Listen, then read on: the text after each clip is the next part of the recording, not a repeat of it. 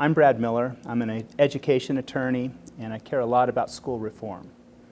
And in 2012, I was just a charter school attorney, and Julie Williams was a mom with a special needs child, and she ran for the Jefferson County School Board. And if you fast forward a year, depending on your perspective, she was either a national disgrace or a national hero,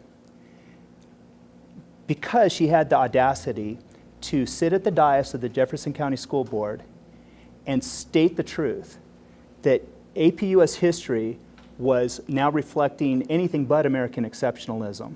It was reflective of, challenges that Americans had had in the past, and it didn't reflect the good things that America had done. She had pointed out that Planned Parenthood was embedded in the school system and at the core of all the health education that was going on in the schools. She had the audacity to say that teachers ought to quit being so focused on whether charter school teachers weren't members of the union and get refocused on the fact that up to 17 days a year on average, teachers were not in the classroom and they had substitutes in. And if you think about that, that means that on average, a student in Jefferson County was educated in front of a substitute teacher for almost a year of their K-12 career. So 48 full-time UNISERV directors later, in this convulsive event, we were extricated from Jefferson County. And the concentrated interest of the NEA is what overwhelmed us. And they pretty well swept all the education elections in that year. And in fact, a year later, then the State Board of Education flipped in terms of the representation of conservatives or choice advocates. And this year, as we look into the fall, we're concerned that a narrow majority of reformers in very red Douglas County may not survive an election. And so this concentrated power of the National Education Association, the CEA, the Colorado Education Association, has really overwhelmed the interests of mommies and daddies. So I've been a part of something called the Leadership Program of the Rockies.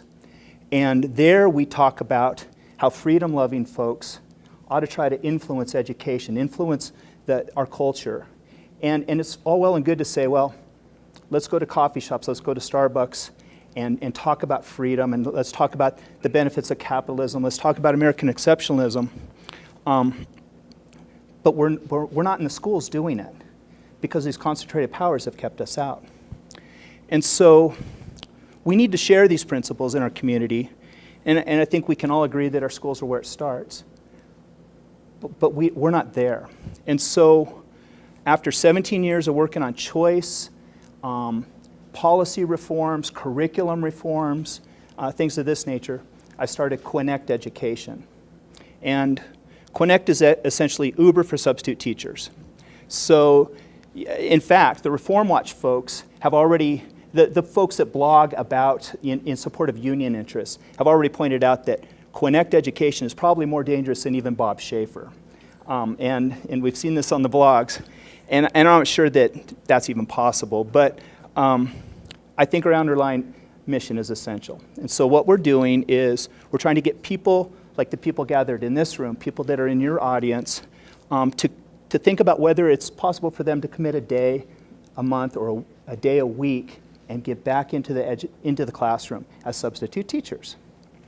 And so we involve technology like Airbnb or like Uber, and we attract and recruit high-quality folks with graduate degrees that are Air Force retirees, that have been teachers, quality people that can go into the schools and talk about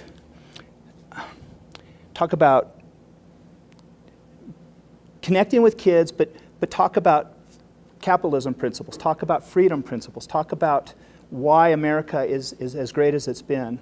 And so this is a way for us to reconnect people, because these top-down approaches through reform have just not been successful and they're not sustainable.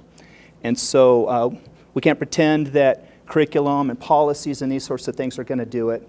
We need to connect. Students respond to adults that care about them, that engage with them.